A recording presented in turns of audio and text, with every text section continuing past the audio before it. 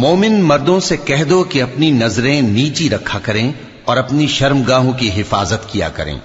یہ ان کے لیے بڑی پاکیزگی کی بات ہے، اور جو کام یہ کرتے ہیں اللہ ان سے خبردار ہے۔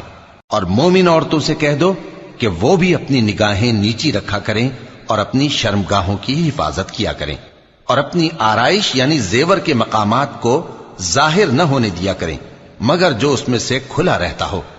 اور اپنے سینوں پر اوڑھنیاں اوڑھے رہا کریں، اور اپنے خاوند اور باپ اور خسر اور بیٹوں اور خاوند کے بیٹوں اور بھائیوں اور بھتیجوں اور بھانجوں اور اپنی جیسی مومن عورتوں اور لونڈی غلاموں کے سوا نیز ان خدام کے جو عورتوں کی خواہش نہ رکھیں، یا ایسے لڑکوں کے جو عورتوں کے پردے کی چیزوں سے واقف نہ ہوں۔ غرض ان لوگوں کے سوا کسی پر اپنی زینت اور سنگھار کے مقامات کو ظاہر نہ ہونے دیں، اور اپنے پاؤں ایسے طور سے زمین پر نہ مارے کہ جھنکار کانوں میں پہنچے اور ان کا پوشیدہ زیور معلوم ہو جائے۔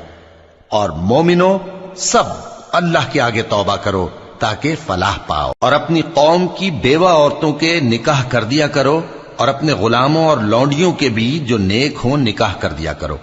اگر وہ مفلس ہوں گے تو اللہ ان کو اپنے فضل سے غنی کر دے گا،